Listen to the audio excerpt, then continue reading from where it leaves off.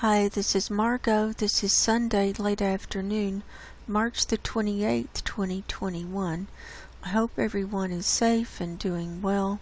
We made it through another week, and I don't know how it was for everyone else. I had a pretty rough week, and I may have to cut this show a little bit short.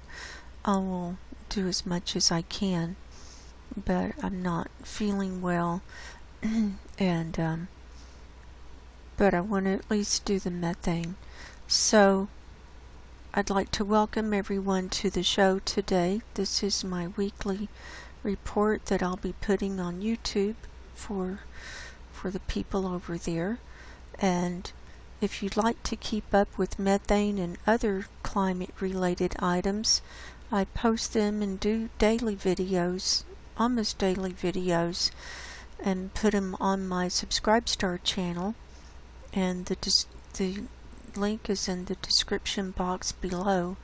And I also archive all of the Subscribestar posts after they've been on my Subscribestar account for my members.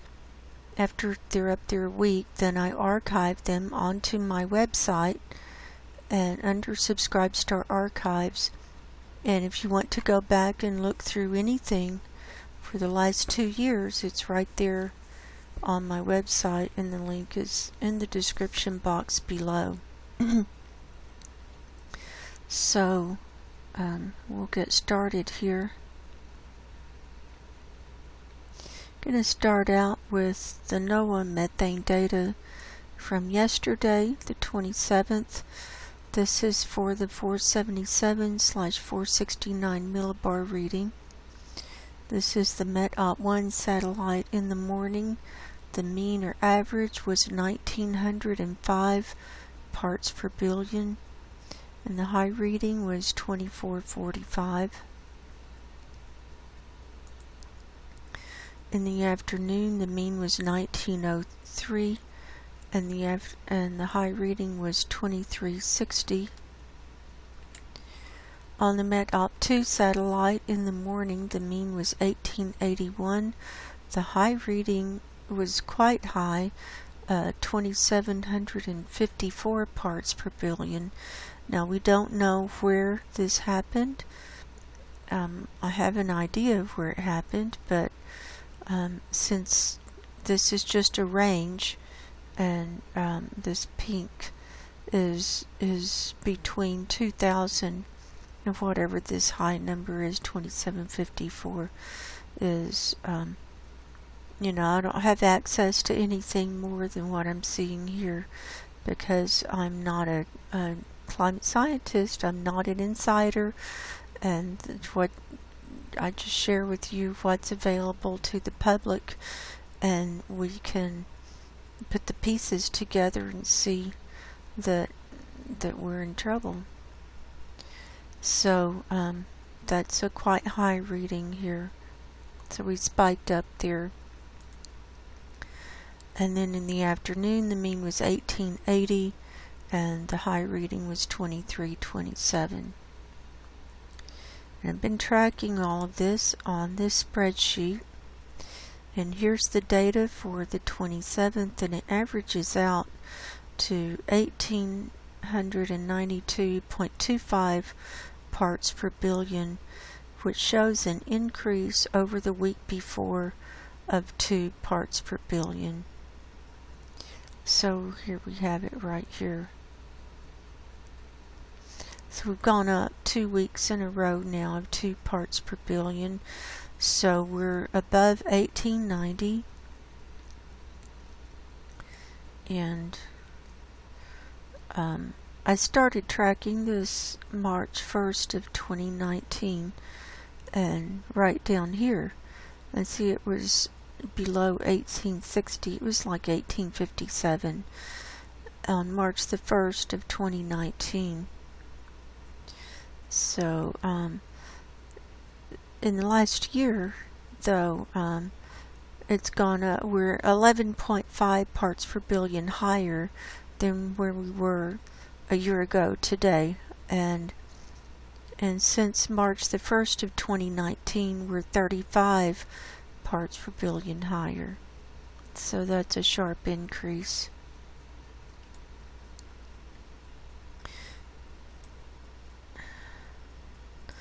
Here's the daily data. Here we are. Here's where we were last Sunday for my report, and the NOAA data comes out a day late. So I report on the data from the day before. So we had 1890.25, and that for the week had gone up 2 parts per billion. Then on the 21st it went down 0.25. On the 22nd there was no change. On the 23rd it went up 0.5. On the 24th it went up 2 parts per billion, so that was a pretty good increase there in one day. And at that, and then on the 25th it went up 0.75. So at that point we were up 3 parts per billion since Saturday. Then on the 26th it went down 0.5, and on the 27th it went down 0.5. So usually what happens, instead of it going up every single day, it'll go up 3 or 4 days in a row, and then it'll come down 2 or 3 days. And I started tracking this on a daily basis in February of last year, and it's all right here. All my everything. So here we are. So on the 27th, on the 20th, 27th of 2020 was 1880.75. And so now we're at 1892.25, so that's 11.5 higher than a year ago. Now I wanted to show something. I had some people commenting saying they'd like to see charts and pictures from 10 and 20 years ago. Well, you know, anybody can do a search on the internet for this information, and when I started 3 years ago, I didn't know anything. I didn't know how to read CAMS. I didn't know about the NOAA methane data. I didn't know anything, and I started studying and started learning how to read these things. And so I have left links below in the description box, commonly used links, and people are welcome to click on those and go to the same websites that I'm showing you and play around and do your own research. And that's what I recommend if you want to see images from a long time ago. Also, you see that my shows are quite long when we cover all of this climate related data, and my members over on Subscribestar, who actually help support my work by paying $5 a month, which I appreciate that, and giving me tips and donations besides that. And you know, they have access to ask me questions, and I can interact with them, and if they want something special, I'm happy to help them find that information. But to just glibly come on and someone who hasn't been following my channel for very long just saying, oh, let's see something from 10 or 20 years ago, I think that's pretty arrogant. So here's Wikipedia. If you went and looked, just did a search for methane, here's Wikipedia, and here's all this information on methane. And It also has the latest chart, which is open to the public, on atmospheric methane, which is what we look at. And says in 2010, methane levels in the Arctic were measured at 1850 NMOL or MOL. This level is over twice as high as at any time in the last 400,000 years. Historic methane concentrations in the world's atmosphere have ranged between 300 and 400 NMO. I guess that's an L. Anyway, it goes on and on. But this is in this parts per billion. So that's how it's measured, as parts per billion. So here it was, the furthest back they go is 1988, and you see all these little dots. That's for every month of the year, and you have to zoom in, and then you zoom in again, and it's still all crammed up. But what we can see is that there's a general trend in the methane, and generally it goes down in the winter time, and then it starts back up generally around May or June, and goes up through the fall after the northern hemisphere is heated up. And here are the dots that's come in from last year, and you can see that it's gone up, and this is so the bottom reading is 1650 parts per billion, and so it started at 1700 here. Now we're at, well, we're 1900. In the high reading last year was 1900. So, and I'm assuming this is total column rather than just at surface level, or 500 HPA or 469, which is the one reading that I'm tracking. So, you know, if you want to do your own research, that would be great. But the trend is up, and it's you know, we're in no man's land, and there's nothing to compare to where we are now. It's nothing to compare to. So, because we, you know, when they have huge methane releases, it's when they're having extreme global warming, and the volcanoes are blowing up, and you know, you're having the earthquakes and tectonic plates moving, and big huge changes, and you know, then it gets really hot and it goes through the cycles, and so that's where we are. But we're in this cycle now where methane is, and all the greenhouse gases, they're going up so fast and changing.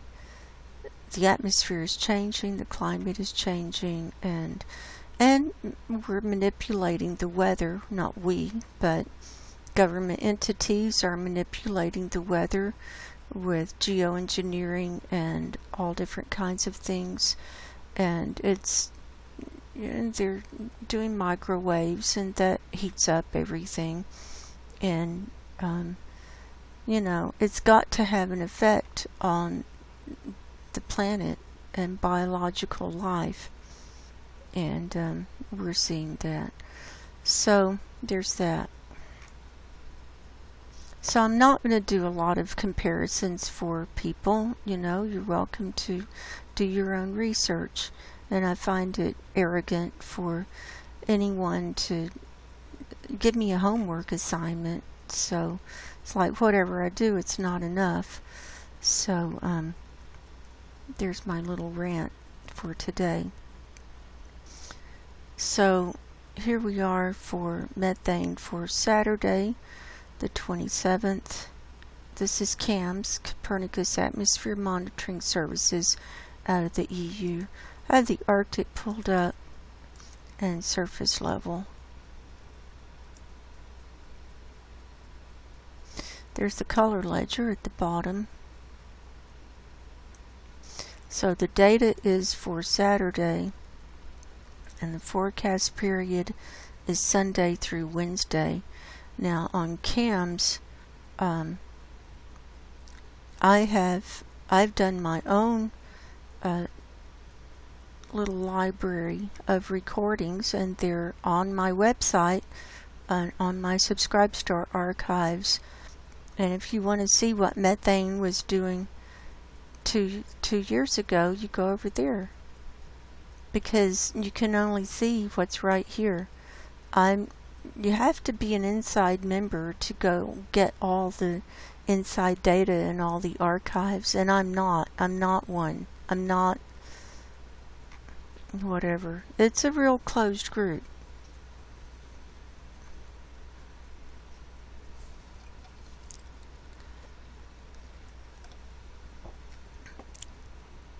So we're seeing this huge release still by Compsolomids, and this is quite disturbing to see these high releases coming up in the Kara Sea and see it streaming out and all the way down to Franz Josef Land.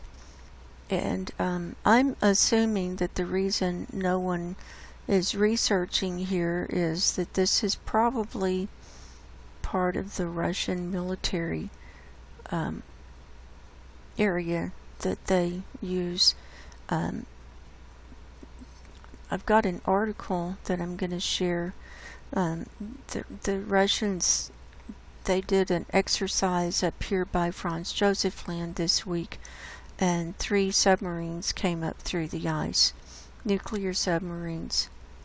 They actually opened their missile windows like they were going to launch something. So, and it was right around here, you know, not far from where we're seeing all this methane coming up. And I know that Novaya Zemlya is military. During the Cold War, this island was used for testing nuclear bombs, and I did a long video on that. And there's all kinds of radioactive material. The Kara Sea is the most radioactive sea on the planet because of all the nuclear testing there.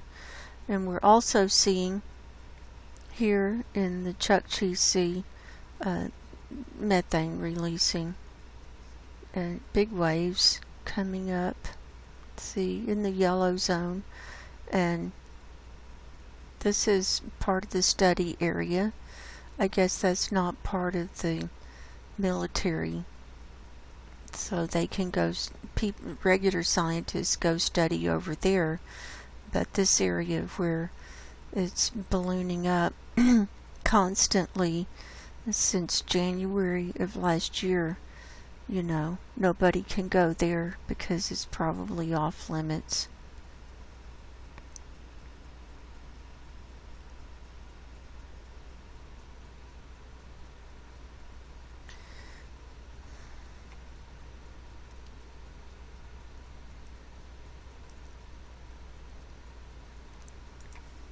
There's that. Now we'll look at the North Pole view.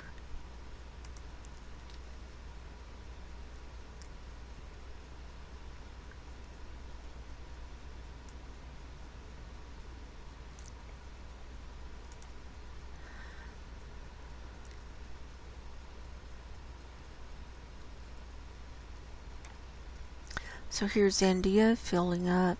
Here's the Bengal Bay. Here's China. You can see it streaming. Here's Japan. Here's Korea. Here's the Persian Gulf. It's filled back up. Europe is coming back to life. We're seeing higher readings and also higher background colors, but you see all the dark coming up throughout different countries in Europe, and where you see the waves of green moving out, like here from North America. This is a sign of rising methane as well.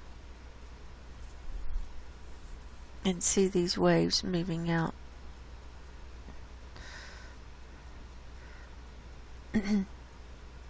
And pretty much the whole northern hemisphere, where the land masses are, or background color is at least green.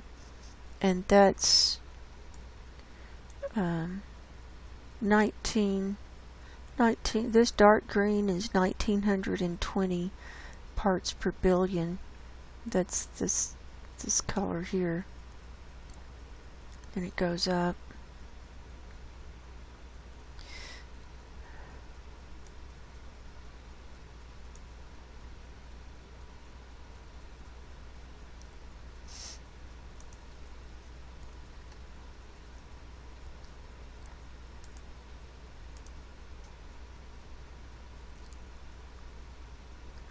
And here's the global view.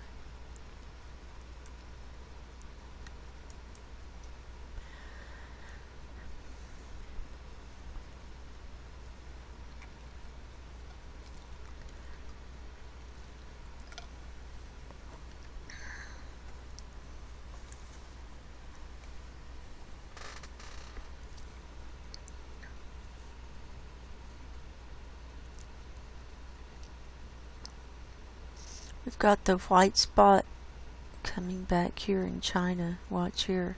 See? That's where it's higher than the 10,000 parts per billion. That's around the Beijing area, it looks like.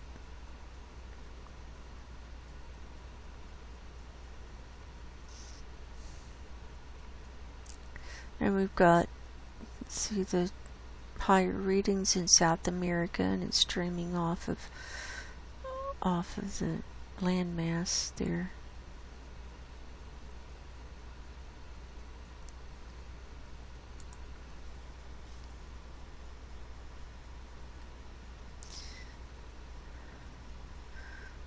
Now we'll look at 500 HPA.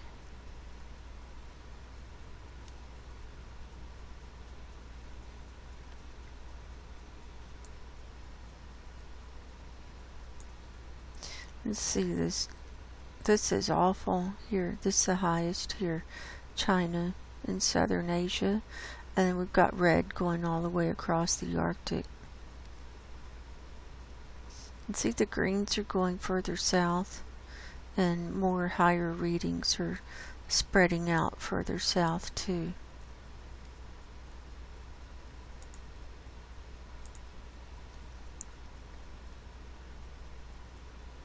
Here's total column.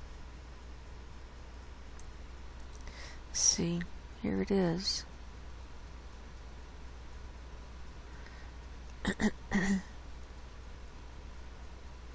There's China.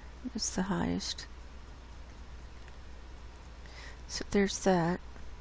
Now I want to share the article that I've got. This is from the Barents Observer. They're out of Norway. Here's a picture of one of the submarines, the Russian submarines, coming up through the ice.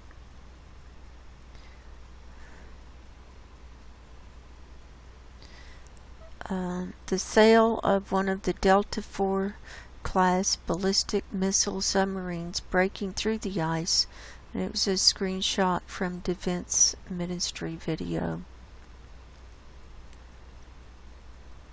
The title, 3 nuclear ballistic missile subs surfaced simultaneously through the ice in complex Russian Arctic exercise. and this was March 26th. Exercise UMKA-21 is Russia's most complex military drill in the high Arctic, involving fighter jets, torpedo shootings, and Arctic Brigade soldiers training warfare on Franz Josef Land. And Franz Josef Land is, show you,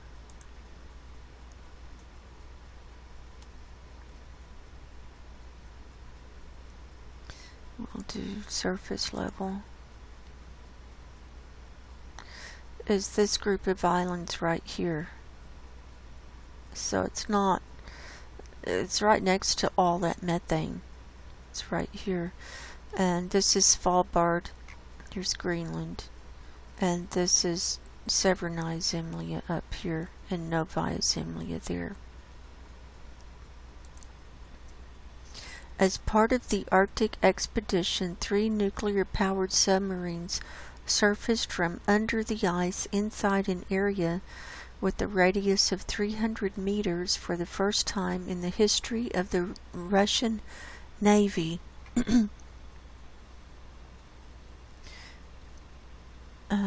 Said Admiral Nikolai Evmenov in a direct video call with President Vladimir Putin in Moscow.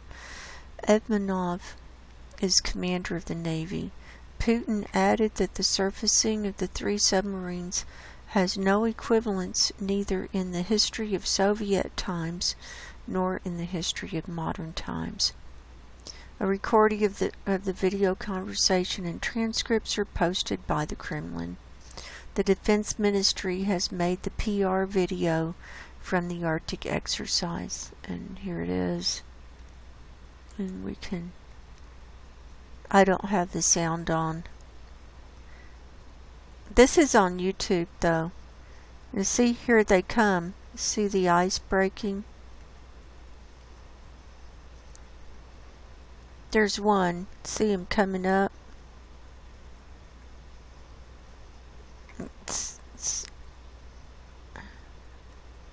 There he is.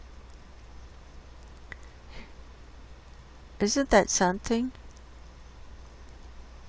So the ice is not real deep there. And around Franz Josef Land it's been opening up. So it's, there they are, all 3 lined up. See?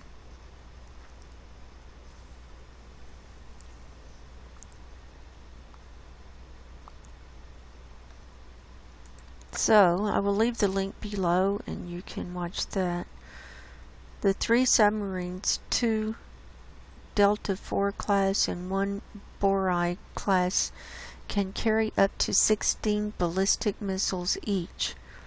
It is assumed each missile can be armed with 4 to 6 nuclear individual warheads, up to 64 to 96 on each sub, bringing the total number of nuclear warheads surfacing in the high Arctic to more than 200.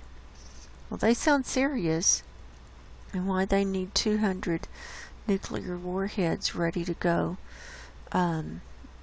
they sound serious to me. But then they talk about the combat training and this and that, and Russia's comprehensive Arctic military drill has been going on all week since March the 20th. So this is part of drills. And there's anyway, I'll leave the link below on that. Now let's move on. So that kind of flipped me out when I saw that. So here we have sea ice and snow cover for today. This is from Climate Reanalyzer, and we can see it's, I think we've maxed out. I think we've had the largest extent or maximum extent. I put an article on my community page this week from Manga Bay, they thought that maximum extent had been reached on March 11th or 12th, and then it went down, and then it went back up, and then but I think we've maxed out, and I'll show you that in a minute. Well, not that article. And there were things about the article that were incorrect. Whoever wrote that, they've not been looking at the sea ice. And anyway, it's the way it is. So here we are for today. So let's see what it's done this week. And it's hard to tell right now, since it's mainly just kind of holding on the extent and not much melting going on yet. But once we get into high melt, the slideshow every week will be very dramatic in the changes. So here we were last Sunday, the 21st. Here's Monday, Tuesday. Now see, it's decreasing here in the Barents Sea. There's Wednesday, Thursday, Friday, Saturday, and Sunday. So not a lot of change, but just on the edges and up here by Kamchatka in this Okhotsk Sea. And a little bit down here in the Baffin Bay, but not a whole lot. Now we'll look at, this is from the Navy, U.S. Navy website, and all the links to the websites that I use are below. So here we have the sea ice thickness for today, and here's the chart on the right. This is in meters thick, and the dark purple is about 1 meter thick. The bright aqua is about 2 meters thick. The green is about 3 meters thick. We've got a little bit thicker ice here on this Russia coastline, kind of building up there, going up into the red, and the dark red is about 5 meters thick. We don't see much of that. And the thickest sea ice has slid down. It was up here at the end of the summer last year. It was right around here, from Ellesmere Island down to this Canadian island. It was right around here, like a little half moon, but it's been sliding down because the ice drift. And now the thickest ice that's why you see the green down here. It's been compressing and kind of turning around in this Beaufort gyre during the winter. And so this ice that you're seeing in quadrant 3 and right here in quadrant 4, this is not the old ice. This is new ice. And all of this over here, quadrants 1 and 2, that's first year ice, because all of this melted, and there was a little skim left at the end of last year, just a little skim that came out around here, but this whole area was ice free for a couple of months, and that's why it got so hot, and or the sea surface temperature got so high it was hard for it to refreeze. Now here's Svalbard, now here's Franz Josef Land, and you can see where it's opened up here on this, I guess that would be north, and here's the North Pole.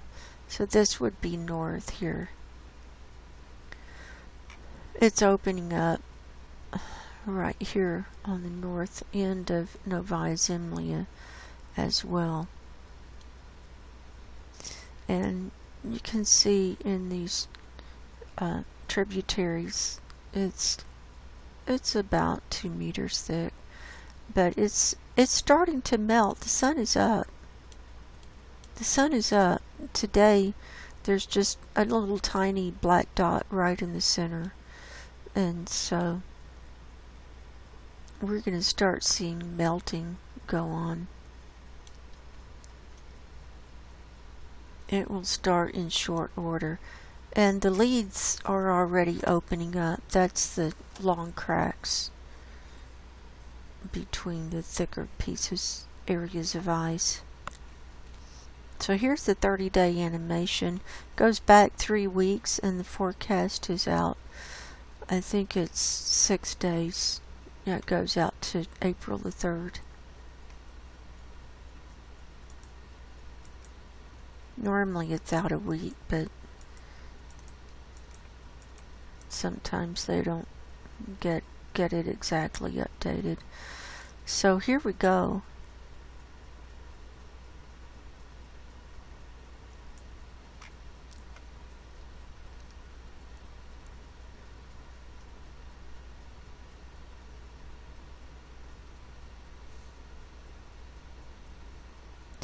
So see, it comes out, and then see how it retreats at the end. So we're seeing in the forecast period that they're showing it retreating here in the Barents Sea.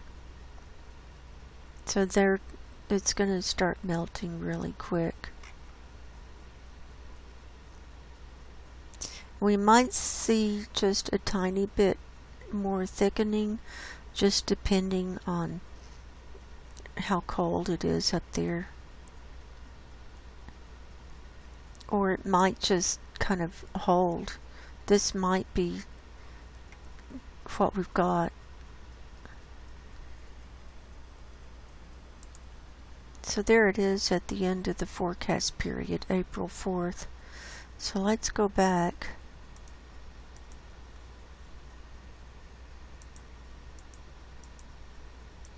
So it does look like you can see the colors still thickening a tiny bit here in quadrant 1 and quadrant 4. So let's click through. Going forward. It's mainly holding though. So there we are on the last day. And you can see it opened up by the Yamal Peninsula. There's no ice there. And it's going to open up on this west side of Novaya Zemlya. This will be an area that will melt first.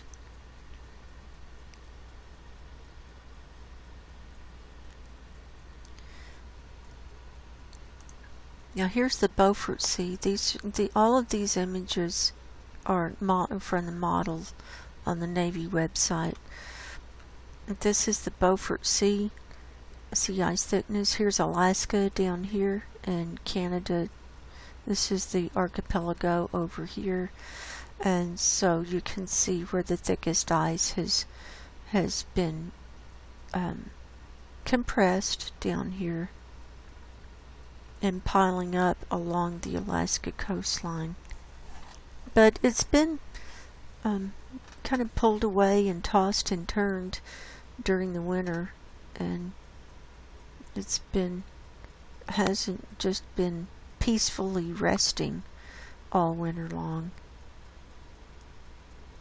So here's some of the dark reddish area, 5 meters thick, just a little skim of ice.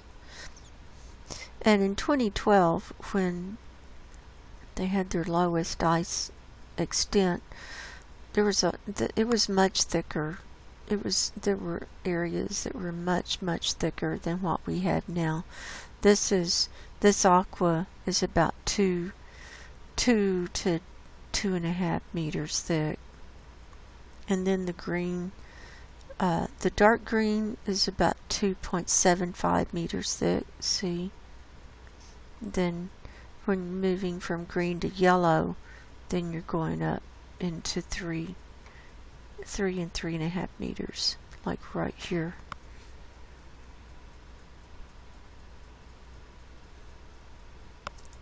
So here's the 30-day animation on this. And the forecast goes out to the 4th, a week from now.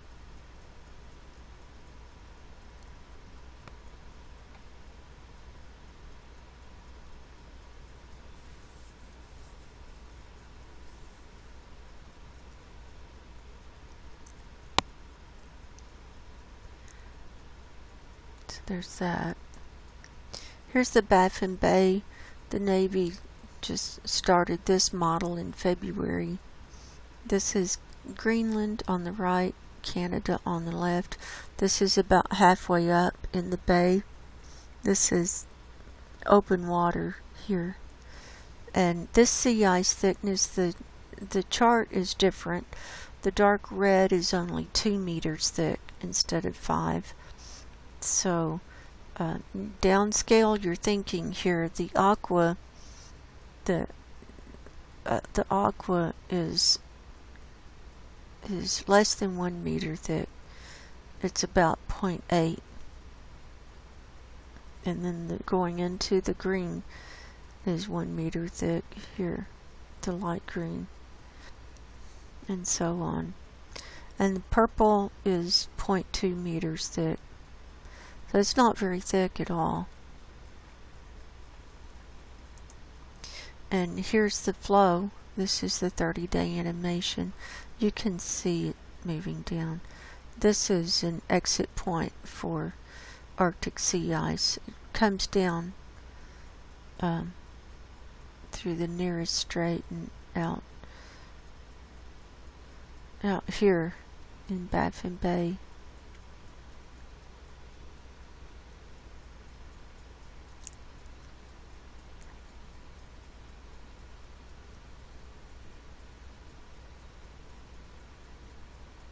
So not much regrowth there, it doesn't look like.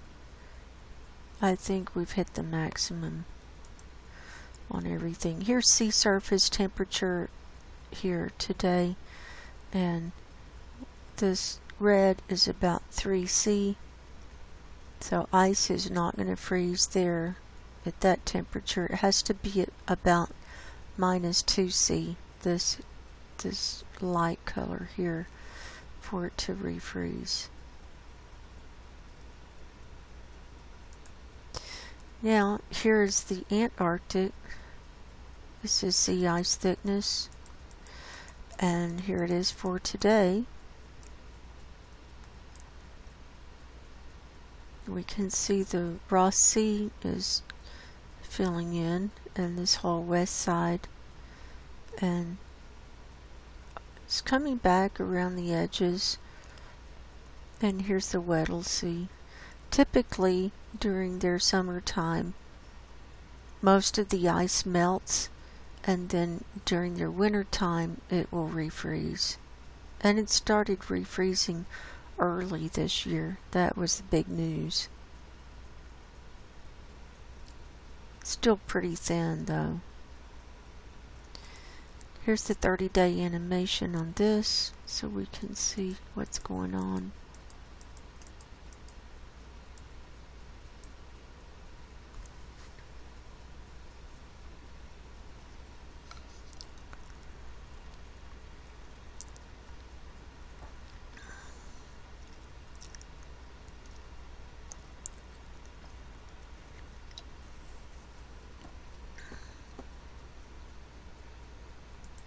That's all of those. Now we'll move on over. I will show one thing here. Now here is the Navy. This is the page I enter on. The link is in the description box below. This is for the polar oceans. If you want to do your own research, you want to look. It's quite fascinating to go through all of this. Click on the Arctic. This, when you just click on the image, that's the current image, whatever they have up. The date is the date that it's good for is here, or valid for is here. This is the date that it was done. So they did this on the 27th. They modeled it on the 27th, and they made it accurate for the 28th. And here's the archive. It goes back to 2014. Now, before 2014, they had a different model. Oh, I wanted to show you too. See, it says GLB. That's the global model. That's the new modeling system that they started in 2014.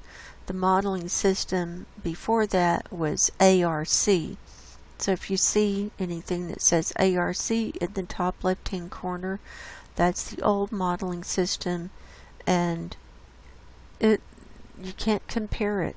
You can't compare it to this modeling system. It looks totally different. And they started that in June. So, like, if you wanted to go back, see, this is where you go to find. So when you say, oh, let's look at something from 20 years ago, well, you know, I'm not the one that can do that. So if you want to see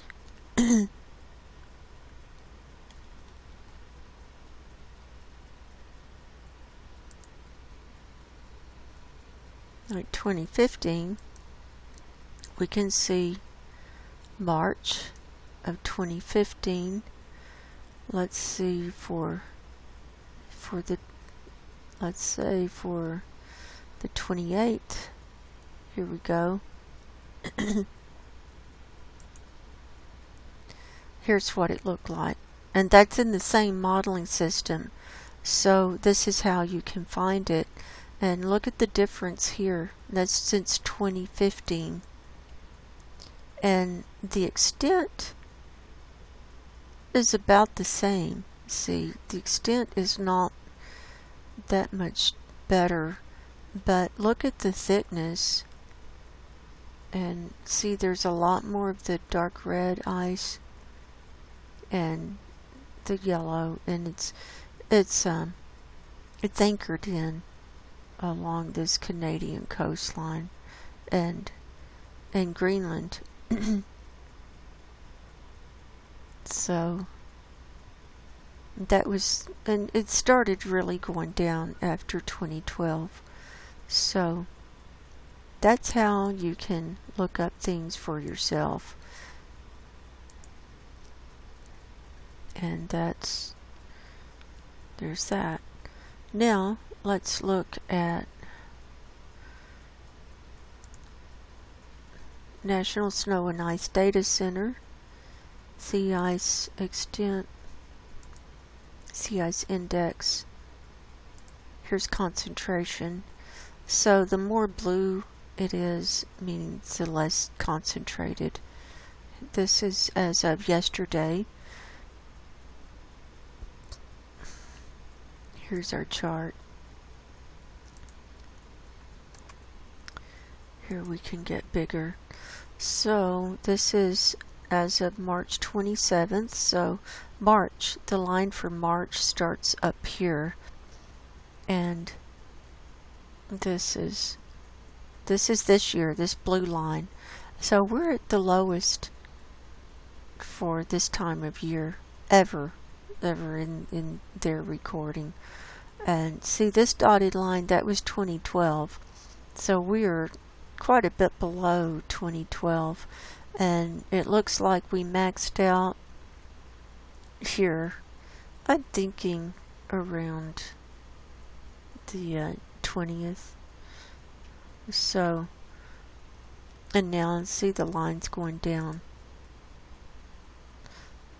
And they originally thought it maxed out on the 11th or the 12th over here, and then it went down, and then it started going back up. So, but it's, you know, I think that we've maxed out, and I think we're headed down now.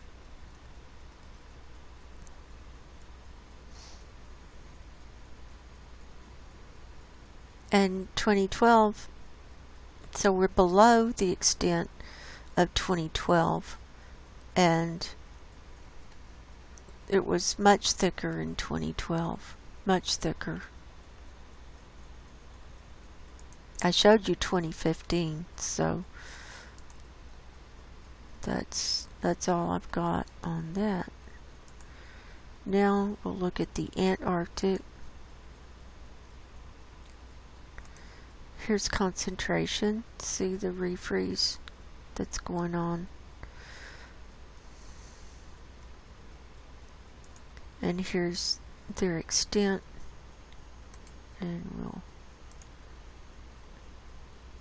And here's the blue line. That's this year. This dark grayish green line was last year. See, it started the refreeze a little bit early, but I think it's going to meet. See, it's kind of flattening out there. It's slowing down. I think it's going to meet there. So there's that. Now we'll look at Climate Reanalyzer, and I'll show you also for finding stuff on Climate Reanalyzer, you can go to Daily Reanalysis Sea Ice Maps, and you can go on. You've got all these choices: World, Arctic, Antarctic, North America. We can click on the Arctic. Here's 2 meter temperature anomaly. We can click on sea ice concentration, and it goes back to 1979. So if you want to see it from 1979, they have data, and that's what it looks like for February the 1st, 1979. And see, it's not as it's not as easy to see on this. But you can see more ice was out to the right of Greenland.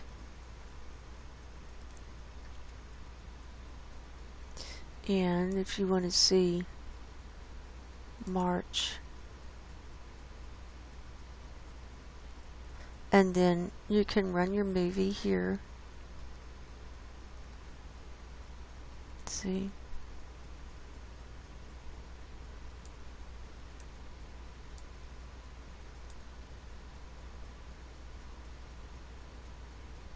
See how it was growing back in the Barents Sea?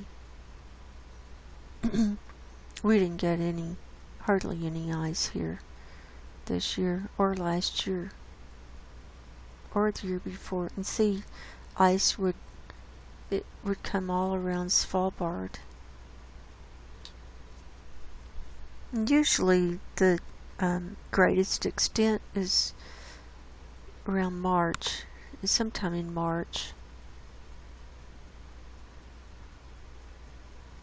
It can be earlier, it can be late February, or it can be mid to late March, just depending on what's going on. See this Oko Sea, see how it went all the way out to Kamchatka.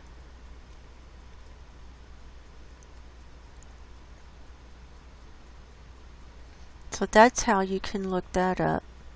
So there's that. So we're going to go to today's weather maps. Here's 2 meter temperature anomaly for today. We can see it's red around Franz Josef Land and Svalbard, so that's higher than normal. This is air temperature. That's about 18th sea higher than normal. We've got a lot of blue still in the Arctic, and then browns swooping around. But the problem is that there is no jet stream anymore. It's all broken up, so it's not holding in the cold air, and the cold air is escaping down, see, across Russia and down into Canada and across Greenland too.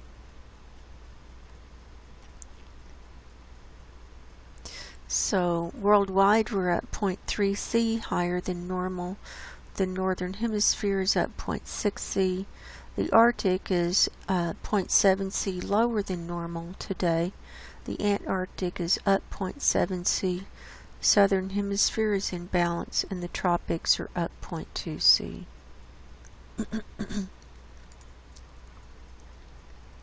Here's precipitation and clouds. The blue is snow, so we can see snowing. It's snowing up here in the North Atlantic. And then rain by Norway and coming up from Ireland and the UK. Another atmospheric river. And see the US, they've been drenched. There's been flooding and all kinds of stuff. I don't really do a lot of reporting on that, on the stories. Lots of other people do that. I mainly like to show data. And we also see it raining by the Western Peninsula in the Antarctic. And so that's that, you know, if it's trying to regrow sea ice, that's when it's raining, that won't work out too good.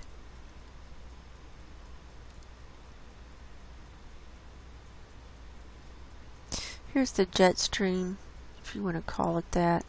The clumps, the jet, it's all broken. You can see it's broken.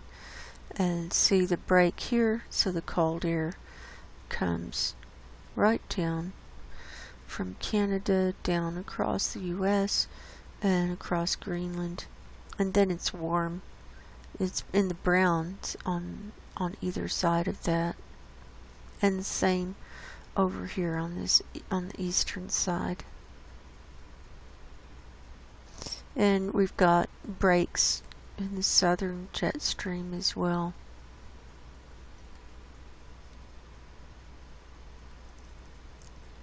We saw sea ice and snow cover.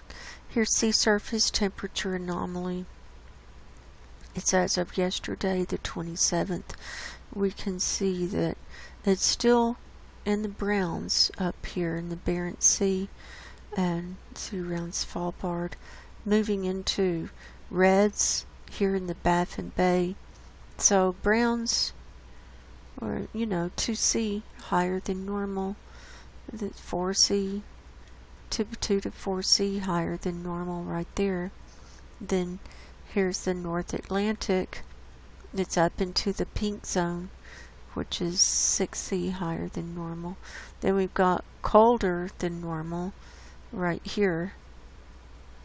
See the purple at 6C lower than normal for a little bit right there.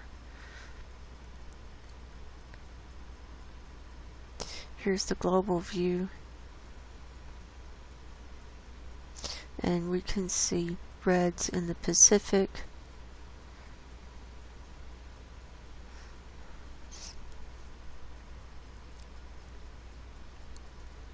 So we got a lot that's 0.3 C higher than normal. We've got the world, northern hemisphere, southern hemisphere, North Pacific, like that.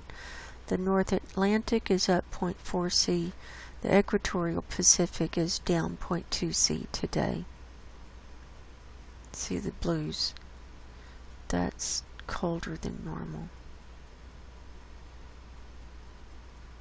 There's that. Now we'll look on NASA Worldview. And NASA Worldview, it's easy if you want to go back through the years and see what it looks like.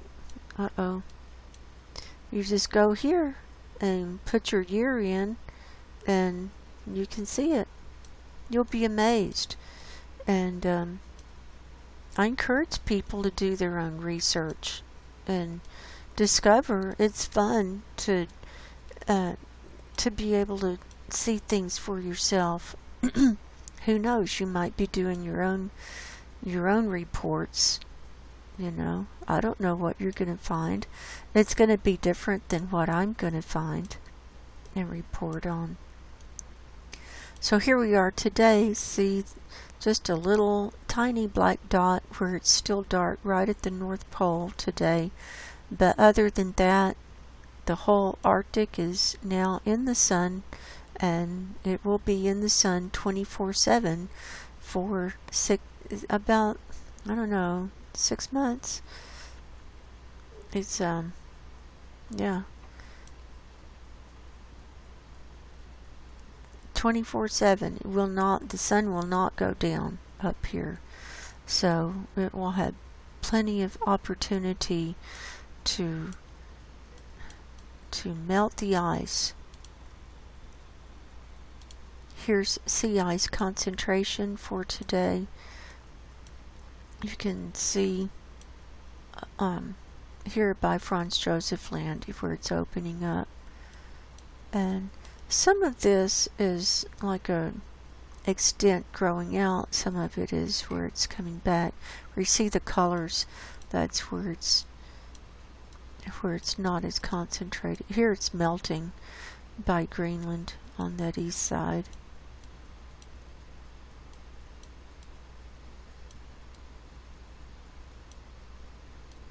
Now we'll turn that layer off. So we're looking through clouds. Here's Greenland. Here's Canada, Alaska. Here's Russia all the way around. Here's Novaya Zemlya. Here's Svalbard. Iceland is down here. So we'll see what we can see today. We've been watching this area on this northwest coast of Greenland. This is the nearest strait, and this is where a lot of sea ice exits. It comes out through here. It also exits on the right of Greenland, or the east side, through the Fram Strait. So that's two big exit points. It also exits through the Beaufort Sea, and it gets churned up and it spit out. Churned up and spit out, basically. So here we can see the sea ice today. We can see that, see these cracks, they're melting.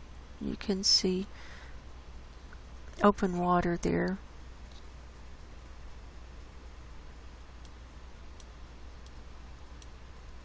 It's thin. We can see some open water here. See, here's open water. Now we're looking through some clouds. Here's some open water.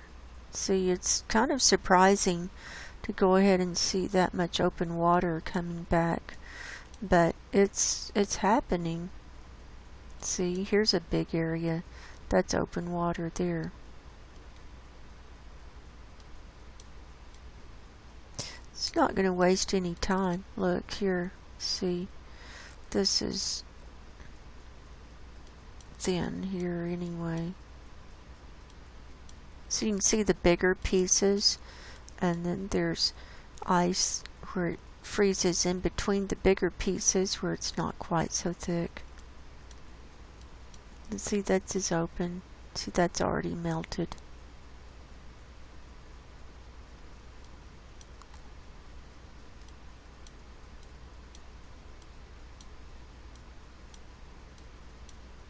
Here we are, where it's been trying to refreeze. See the pieces there.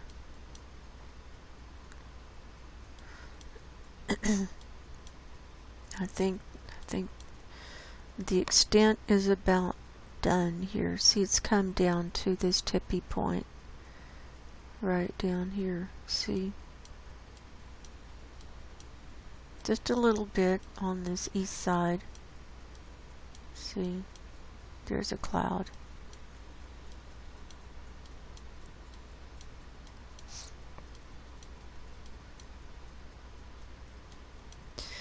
Now here's Svalbard. There's a cloud there.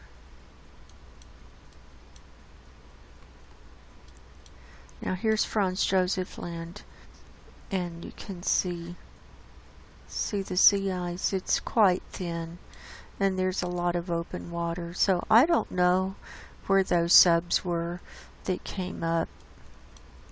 I don't know which side they were on, if they were on the north side or the south side or where, but see, that's open water. These leads are starting to melt. It's not very thick there. It's so, you know, it's about a meter thick there.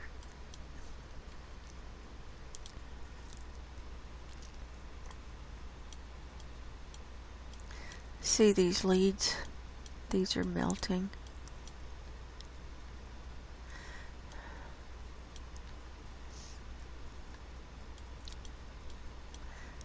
Now here's Novaya Zemlya here.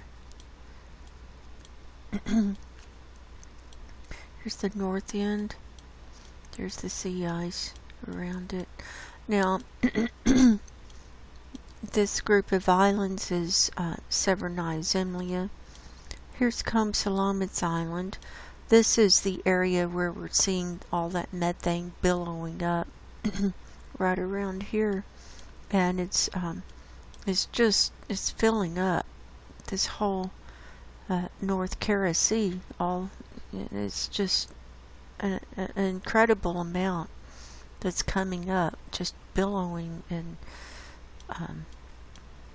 I just can't imagine why no one would be researching or reporting on that area. Except that it's probably under military control. Restricted. It's probably restricted. So, see, here's open water there. See, this is melting quickly. See the leads. You can see the leads there. The long cracks. Those are the leads. Those will melt first, and then the other areas start melting. Here's one that's opened up. See?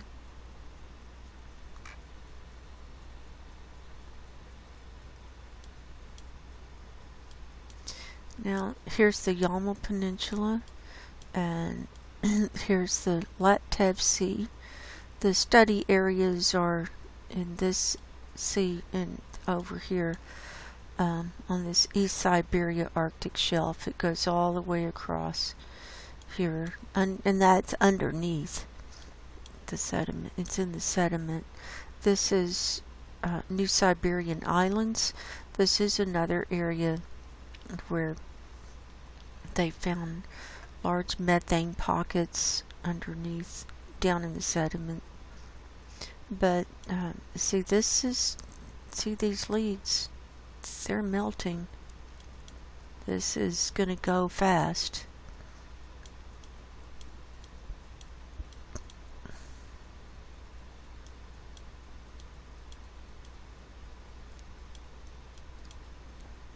Here's Wrangel Island. See, it's opened up on this right side. Look at that.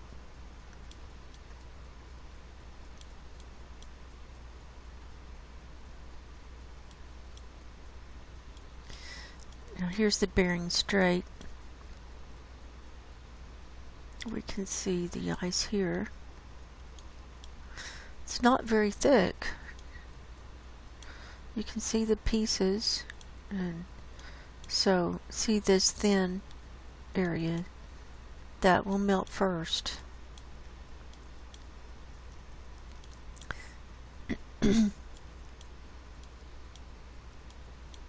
Here's Alaska, here's Barrow. So the thickest sea ice is compressed right down here in the Beaufort Sea, right along here.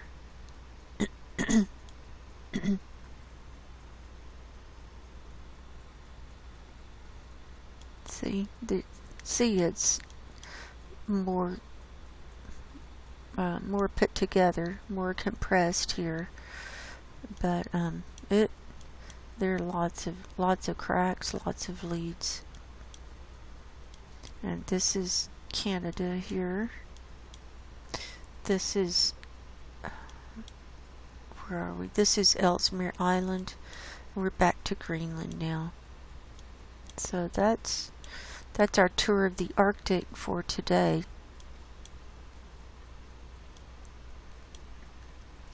Now we'll just quickly go to the Antarctic.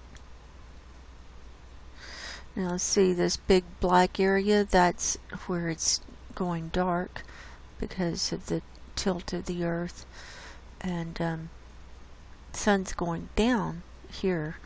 So as it's going down, the model will have strange colors, unusual colors, and blue shadows from the clouds and different things.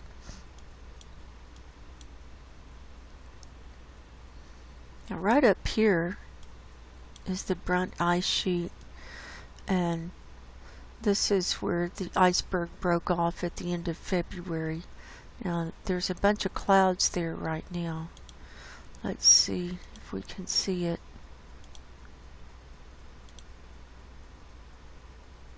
This is a pretty good view on the 24th.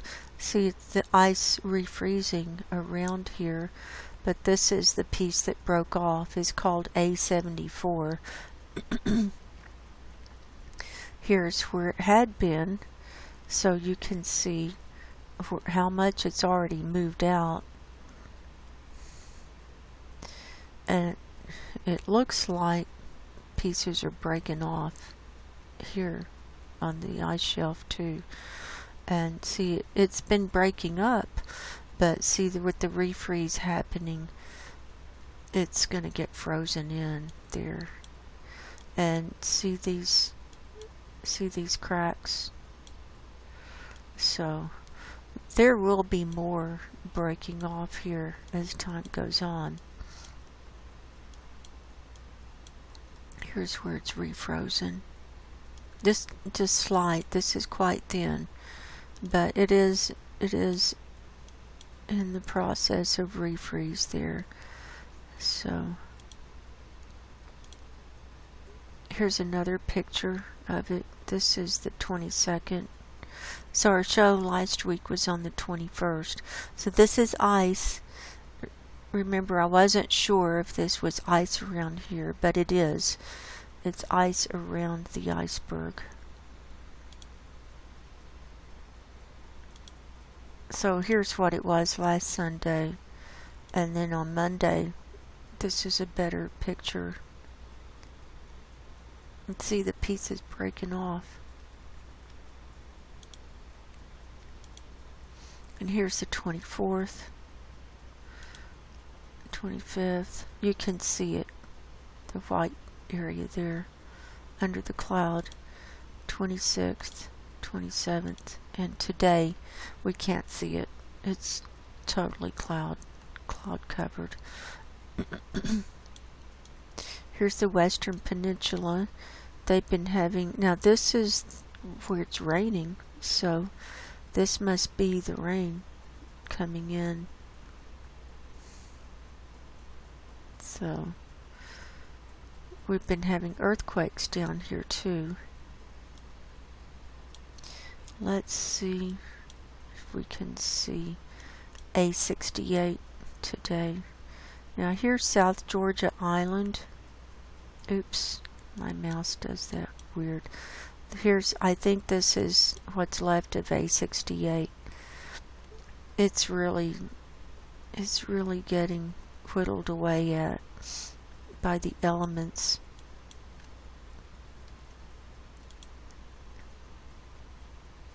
Here's the 27th. There it was. Here we go. See, there it was on the 26th.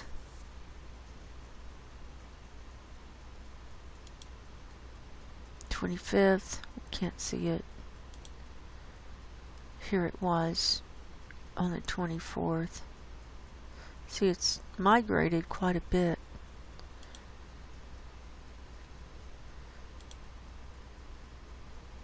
Here it is on the 22nd, right there.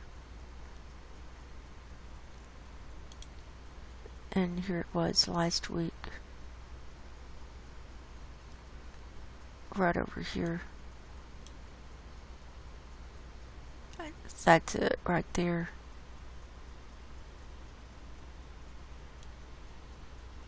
So it's moved. It's up here now. So watch. Here it comes. Look. It's spinning around. There it is. Right here. It's still breaking up. That's what's left of it. It was huge.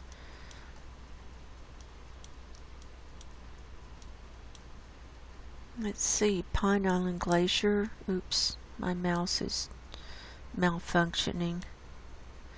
Right here. And here's the ice that refroze this year and it didn't melt. So that's under a cloud today. I think it's been pretty cloudy, too cloudy to really see anything. This is Thwaites Glacier here, and see the blue colors, that's the shadows like I was talking about with the weird angles. See, it's been too cloudy to see anything. Yeah, there was that's been cloudy all week.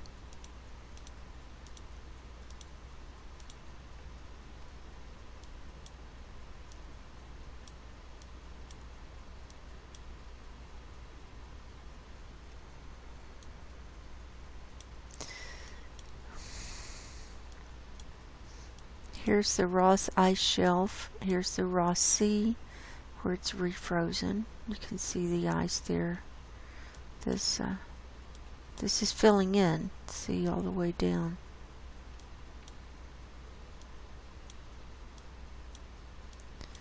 And here's the Totten Glacier here. See, here's the refreeze around it. Refreeze.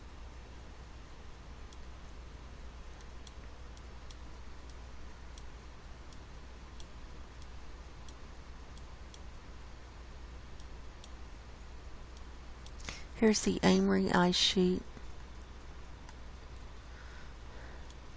Now remember, the ice had moved out. The old ice that had been there this year had moved out, and now this is a refreeze here. This piece was here all summer long. It's still anchored in, it looks like.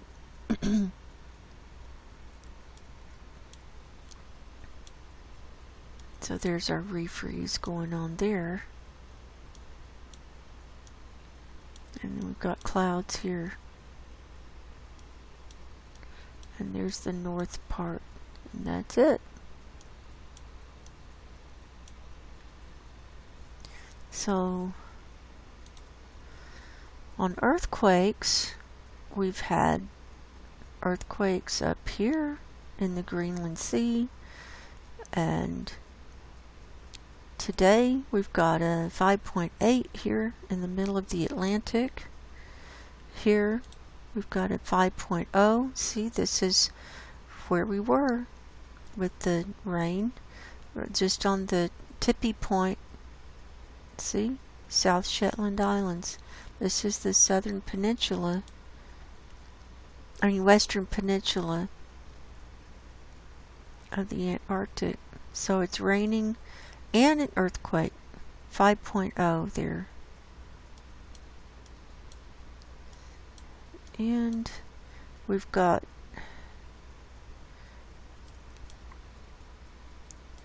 some activity. It just came off the map. There was a 4 point something here on the Juan de Fuca plate. This one, 4.2. That came in yesterday at 5:19. So worldwide there have been 1,924 earthquakes this week. See, we've had some more activity off the coast, off the west side of the Juan de Fuca plate. So look at all this movement all the way up this west coast, and it's not stopping. It's just not stopping here. Look what we had up here, a 5.2 just east of Greenland, and a 5.4 in between Svalbard and Greenland there. So Arctic earthquakes, see more down here on this Antarctic ridge, and see, look at South Pacific and all around. So a lot of plate movement happening. 5.7 Izu Islands, Japan region. And we'll see more as everything shifts. The tectonic plates are moving as well and shifting with the weight.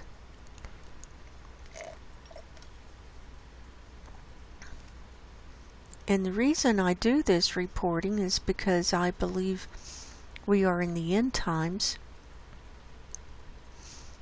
And in Matthew chapter 24, Jesus' disciples asked him, how will we know when it's time for your return? Because he was talking about it.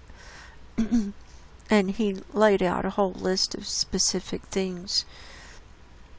He said you'll hear of wars and rumors of wars. There will be earthquakes in diverse places. There will be pestilences and famines and all these different things. And I believe we are in the end times.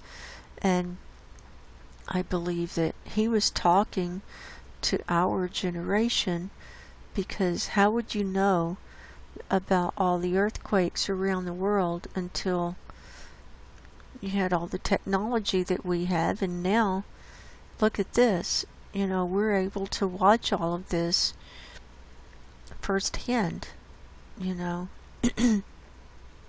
Active feeds come in, all the time. It's not until now, this point in time, would it be possible to know of all of these things.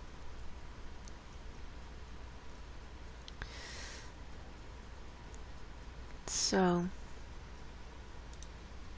I do believe we're in the end times, and so this is why I bring a spiritual focus in at the end of my shows.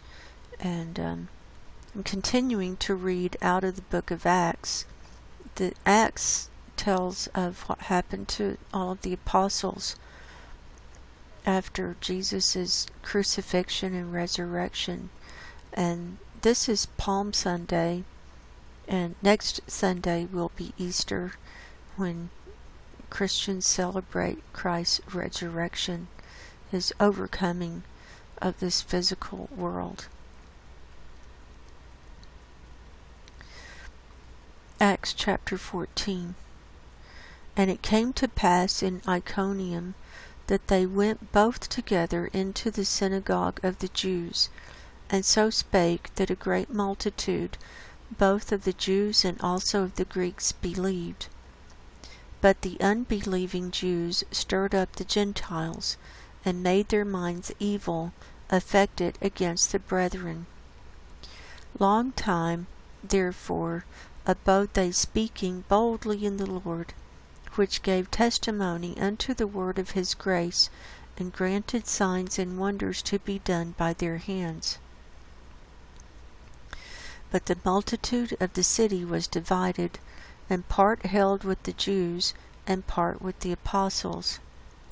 And when there was an assault made, both of the Gentiles and also of the Jews with their rulers, to use them despitefully and to stone them, they were aware of it, and fled unto Lystra and Derbe, cities of Lycaonia, and unto the region that lieth round about, and there they preached the gospel.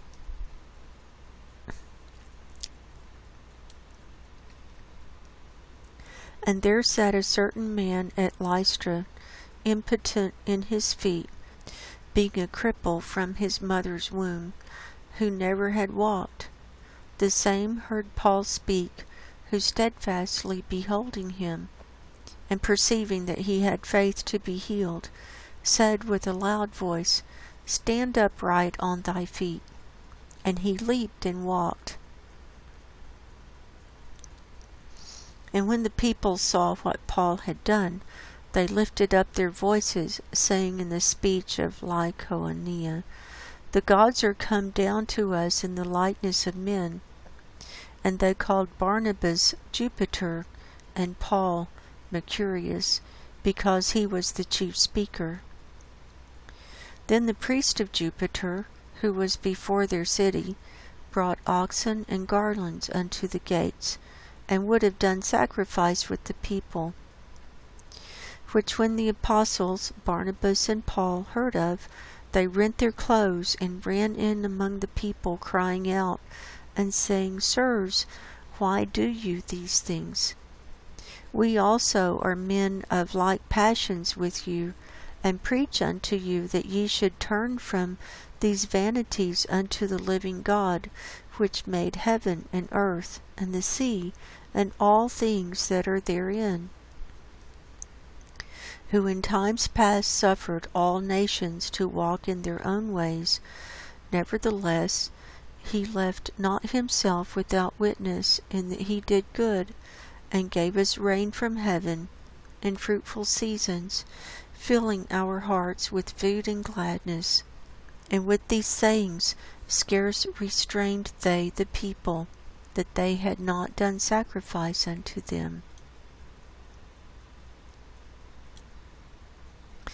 And there came thither certain Jews from Antioch and Iconium, who persuaded the people, and having stoned Paul, drew him out of the city, supposing he had been dead. Howbeit, as the disciples stood round about him, he rose up, and came into the city, and the next day he departed with Barnabas to Derbe. And when they had preached the gospel to that city, and had taught many, they returned again to Lystra, and to Iconium, and Antioch, confirming the souls of the disciples, and exhorting them to continue in the faith, that we must through much tribulation enter into the kingdom of God. And when they had ordained them elders in every church, and had prayed with fasting, they commended them to the Lord, on whom they believed. And after they had passed throughout Pisidia, they came to Pamphylia. And when they had preached the word in Perga, they went down into Italia, and thence sailed to Antioch, from whence they had been recommended to the grace of God for the work which they fulfilled. And when they were come, and had gathered the church together, they rehearsed all that God had done with them, and how he had opened the door of faith unto the Gentiles. And there they abode long time with the disciples. Acts chapter 14.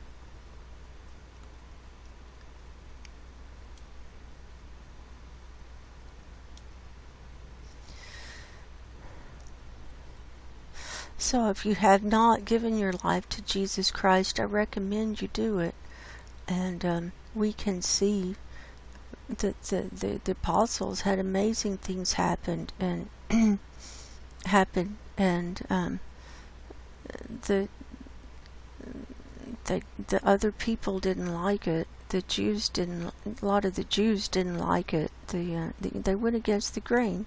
That's what Jesus did. He went against the establishment because he came from God, the Almighty. It was not from any earthly father. And he came to help us. He came to save us, and he died for us. And he said, I am the way, the truth, and the life, and the only way to my Father's kingdom is through me. So in these times that things are changing so quickly, and we're seeing dark days come upon the earth, the only protection that we will have will be supernatural protection from God and from Jesus. So I love you all, and I'm praying for you. I hope everyone has a good week, and I will talk to you soon. God bless you. Go in peace. Good night.